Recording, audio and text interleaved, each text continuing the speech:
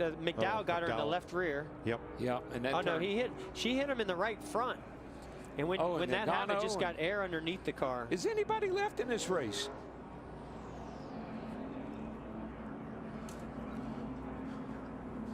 Let's watch from the Goodyear aerial coverage, and you'll see several things happen here as Kenseth's car comes back down to earth.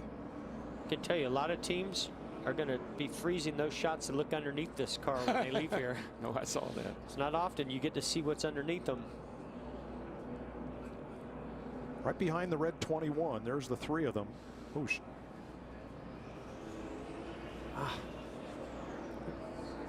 You realize how powerful the wind is in that situation. To be able to take a car of this weight, what's 3,400 pounds around approximately, and just pick it up in the air like it's a piece of paper.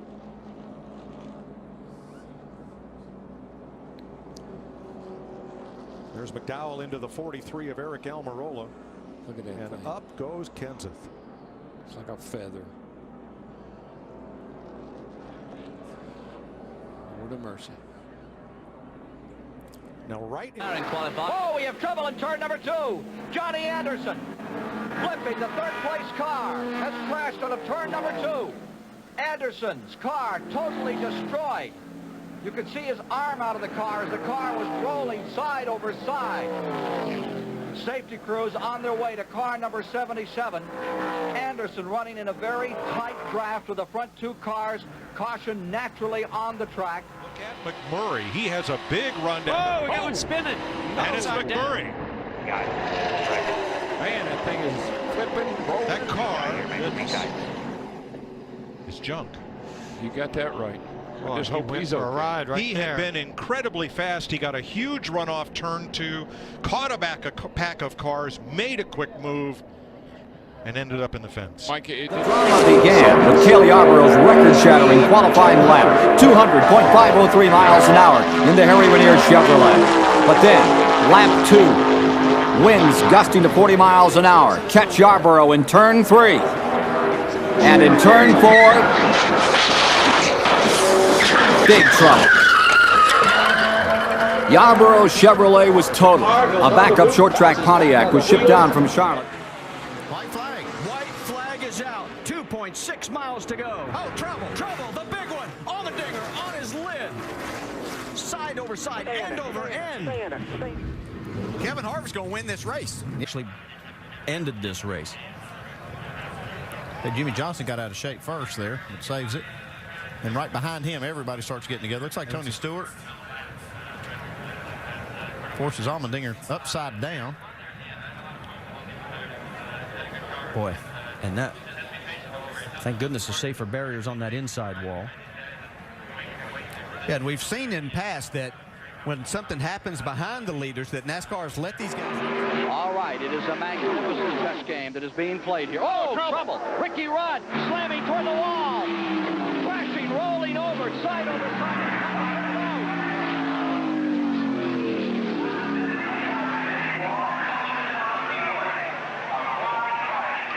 Ricky Rudd, Ford automobile, out of control. Side over side several times. Lands in the grass just to the top of pit road. The Budmore car destroyed.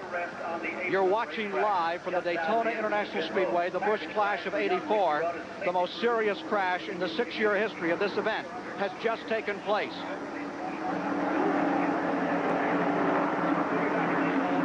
Naturally, caution is out. Field has been slowed. And these caution laps do not count in this race, Ken. It's only green flag laps of 20 laps. It looked like, as they came off of turn 4, that Jody Ridley's car and Ricky's might have touched. They came awfully close. Let's take a look at it. All right, replay on this incident coming out of turn 4. Ned Jerry. Here is Ridley on the inside. He might have touched him, but sometimes, because of the compression of the air, here you see Rudd's car turning back the wrong way as it slid. The air got under it, flipped it back the wrong way. I think that it was a blessing that it didn't get into that wall, Ken. It started spinning away from him. It was just like a bucking horse, going in every kind of a direction. And, of course, Ricky holding on. Ricky Rudd, former Grand National Rookie of the Year.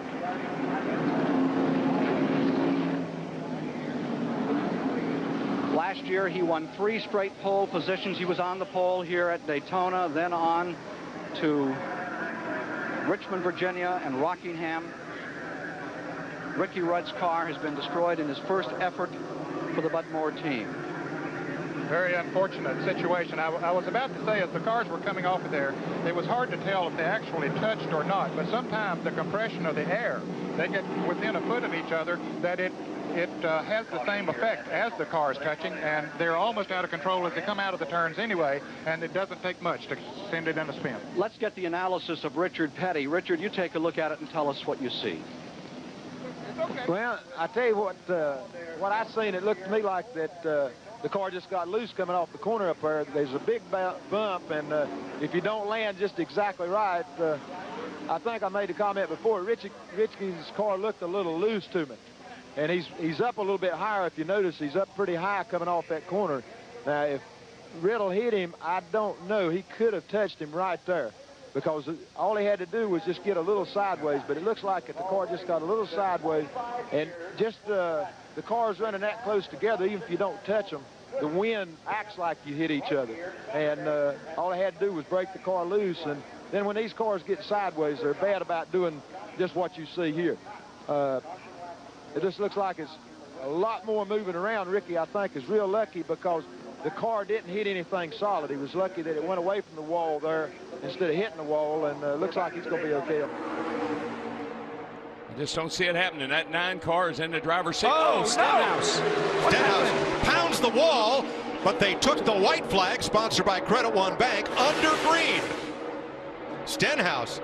No caution, is it? Trying to get away. Yet. Here they come. Chase Elliott, Alex Bowman, Ryan Preece.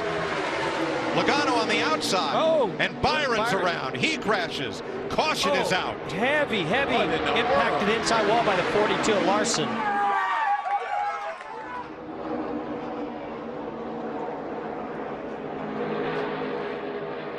Man. Kyle Larson, Jeffrey Earnhardt with heavy damage, and William Byron. Man. On the last lap. Well, that was really scary looking. That 42's floating through the air as he made it impact to that inside wall. Well, so this is coming off of turn 2 onto the back straightaway. Oh yeah, you can just see it looks like the 38 goes up the racetrack, makes contact with the 24 Byron. And that sends Jeffrey Earnhardt and Kyle Larson. Look at the air get under the right rear of the 42. Wow. Heavy contact with that right front. Left front. That safer barrier was there. Thank goodness for that. But watch this thing. Once it starts flipping, it's like a feather. It just won't stop. Yeah, it looks like the 38 of Reagan just, I don't know if he gets loose or something. You know, obviously the car wasn't in the racetrack right there, sending him up the racetrack. Wow. Pretty lucky right there. William Byron didn't go upside down as you saw the car get up off the ground and then settle back down, but that was not the case for the 42 of Larson. That's a ride, buddy. Yeah, this is after they took the white flag right here.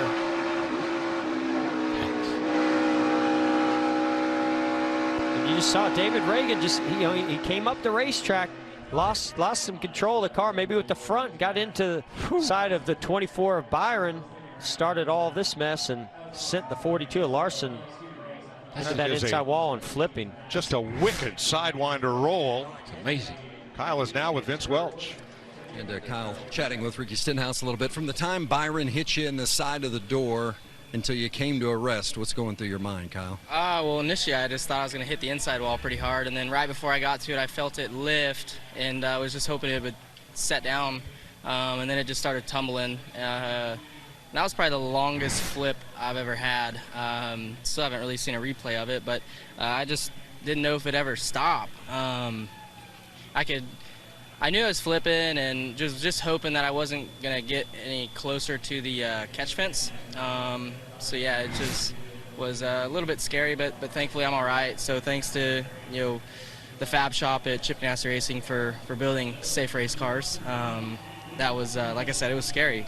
So just thankful that I'm okay. Hats off to Chase. It was a good day for Chevy. We all had a plan to work together, and Chevy won both stages and the race, so that was really cool.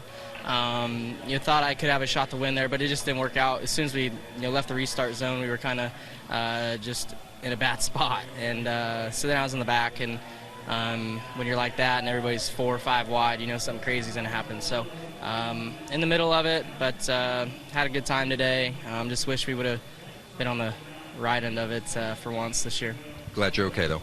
Mike. Terry Labonte in the third. Terry Labonte's had a very strong car here for the last 2 weeks. He's shown some extremely hot practice and, of course, qualifying laps, lapping over 200 miles an hour. Oh, double and in trouble is 07 LaJoy. Randy LaJoy slamming into the wall. Randy LaJoy out of Norwalk, Connecticut, destroying his automobile.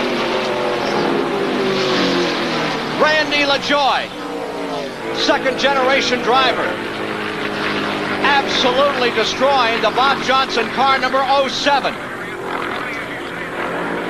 Well, that was horrible. Yet again, the car spun, lost control, and lifted up and it flew into that wall bottom first. It hit with the underside of the car right on that wall.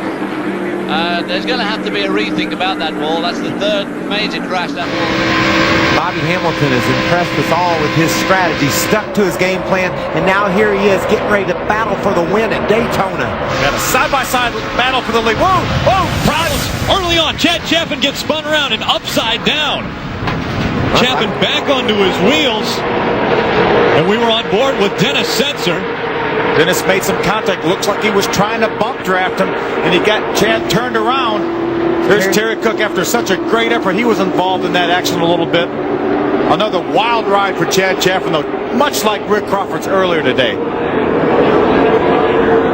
Look who's leading. Jimmy Spencer comes by, takes the lead at the start-finish line. Now, he came across the start-finish line. We're not sure if he was scored when that caution came out as the leader. We'll find out. NASCAR will put them in order. Yeah, there are 18 loops around this racetrack. When the caution comes out, you're frozen right there. NASCAR goes back and looks at where you were on the, at the loops. Look at Chad. He's got less damage than Rick Crawford had when he turned over. How far did he turn over? When he went out of view, he was way up in the air. And it was pointed towards the ground. See, he's got a left front tire rub right there. Left. It looks like the left on TV. Get the guidance on the left sides first, guys. Just left and get the clearance on the left front tire. Let's see what happened. Looks like bump drafting might be. Yeah, Dennis gave him a little shot. Wow. Wow, completely over. Here goes Terry. Boy, Terry had a wild ride through the grass. He was fortunate that his truck stayed down. You see the roof flap just deploy. Let's take another look at that one. Bam! Dennis right there. Give him a little shot in the back and turn Chad's truck around and over, by the way. Wow, what a view that was. And hit on the left front wheel, so I'm sure some suspension damage to that, Ray? Well, guys, they believe that the 30 truck can stay on the lead lap here. They've got the right side tires on, going to the left side here, checking the thing over to make sure everything's okay. They're listening to the spotter. He's got his eye on where the field is coming around, and they think they're going to be able to stay on the lead lap. They're going to check underneath on the left side. The official was pointing to the left front tire or wheel, making sure that the suspension was okay. Yeah, I would say, man, that they have to have something torn apart underneath there when they feel. Somebody pour some oil in the tank. Get a couple quarts of oil in it. We might only lose one lap here. Let's see if we can take another look at this crash. You see he's got a busted oil line. They're talking about bypassing oil. Here they are coming off turn number 2. See, Dennis is going to get in the back of Chad. You see Chad, it pushes him a little bit sideways. Then Dennis actually turns him around after Chad comes back to the bottom of the racetrack, and way up in the air he goes. Here comes Terry Cook joining him for a slide through the grass. It's like Robert Huffman might have gotten the back of Terry Cook. I see some damage to the front of that truck. Oh, and it was a pileup behind him. Yeah, once that bump drafting started going crazy, then they just bunched up from behind. Rudeman had nowhere to go, bumped into the 46. Just a good idea gone bad when the bump drafting that they were doing on the back straightaway knocked the 30 truck sideways. Right along with Dennis Spencer. Bam, just hit him, got it wiggling. Now, I bet you Dennis has hit somebody like that all night long and the truck never moved. You know, you don't know which way Chad had his wheels pointed, and Dennis must have hit him right at the wrong time. Dennis would never do something like that unless he had it calculated out, and for some reason it went wrong. It looked like he hit him pretty square, but you know, these trucks are pretty light in the rear end right now. A lot of these trucks are complaining about being loose, but just slow motion here. You see, he looks like he hits him pretty square, but it looks like his bumper rides up underneath the back bumper of Chad Chaffin, and that may be why it turned him around. It might have picked the rear wheels off the ground, Michael. And then all four wheels were off the ground. Yeah, it definitely eventually picked him off, didn't it? He hit that left front very hard, so they're still checking on the suspension of that one. We're under caution because of a wild ride that Chad Chaffin had. Take a look at the number 30. Just a couple of laps from having a shot at winning at Daytona, and then wound up flipping out. Try to sort this race out. Caution. Yellow is back on the track. We got a major crash through the tri-oval. Car on fire coming to the line right here in front of us. It's Ted Musgrave's car, front and rear. And Bonnet's car is also involved in the incident. There are 4 or 5 cars that have crashed here in the tri-oval. There is Neil Bonnet's number 31 torn up front and rear. The Musgrave car is torn up. He's told his crew that he is okay. You're in Neil Bonnet's car. After it took a serious hit, you see the crew coming out, some of the safety crew coming out to that car. There's the 55 of Musgrave. Fireman right Johnny on the spot to put that fire out because it was right in the fuel cell area. Lap 131. Bonnet's car lies in the grass just at the bottom of the track as you exit pit road. Wow, his car goes upside down and then comes back on the wheels as we see Musgrave's car sliding up against the wall, flames coming from it as he comes across the start-finish line into the catch. Low side of the track. Jeff Bodine out of control. Jeff Bodine, the Levi Garrett Chevrolet. Jeff Bodine with a wild ride. He's on, well, now the car rates itself very quickly, but Jeff Bodine, the car was running in and amongst some slower cars. Jeffrey quickly jumps out, as you see. He seems to be no worse for the wear. A couple of flames, Jerry, shooting out from beneath the hood, and we are under caution. Bobby Scruggs waves the yellow flag as the field now comes under control and comes down the speed, and are disappointed and shooken up. Jeff Bodine now walking toward the safety crew and the ambulance signaling he's okay. And there's what's left of what was an immaculate Levi Garrett Chevrolet. That museum piece. Here it is again. The car getting airborne now. Air gets in the car, turning it up sideways. It comes reverse side and then back down on its wheels, and now it will flip over onto its roof. And Jeff Bodine holding on for dear life as Harry Gant slides by up in the top of your picture. The car sliding up across the track. Just be thankful that a couple of good driving maneuvers to keep other traffic from barreling into Bodine's car. Continues to slide now on its roof. You see the sparks spurring there from the top of the roof. Here's our turn 1 camera shooting as the car comes toward it. Traffic staying up high, and Eli, it's just a miracle no one else was able to barrel into Jeff Bodine. It's going to be interesting to see what happened in our camera. We picked it up just a tad late as Jeff was already out of control across the grass. Tommy Houston and Harry Gant were still running in that. Kind of big move here off turn 4 like Kevin did. Oh, and there Johnson to the wall They with ran. the one of McMurray. 3, 4 cars around. One on its roof. One car hard into the wall. That was and it ends in flames and sparks. Our front row sitter up here, he's got a torn up race car, Mark 78 Trix, car. Jimmy Johnson, he looks okay. Front end of his car on fire. McMurray crawls across the start-finish line to earn a spot in the 500. The field is frozen as of the caution flag, and Jamie McMurray's car all torn up. 59.5 great laps, and then this. I just didn't have a good feeling when Jimmy Johnson and Jeff Gordon got side by side. I felt like that was not a good move for either one of them, and of course we had trouble. Michael Waltrip's car into the pit wall. And Michael moving around in the car, trying to get unhooked. He nailed the end of that wall pretty good. Yeah, he actually had hit the inside wall before pit road first. David Reagan. David Reagan's the car. winner at Talladega. His car all torn up. And you know what? This changes everything. I mean, what's the results going to be now with all these cars wrecked? And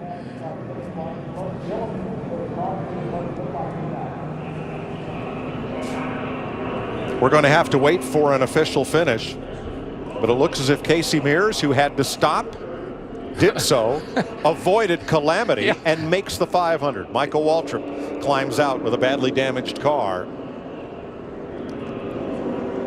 And yes, as Jeff Gordon and Jimmy Johnson got side by side, the air over both cars seemed to stall them, and everyone else felt a sense of urgency and a need to move. Well, let's see what happens here. The 48 and the 24, they get side by side. Here comes McMurray.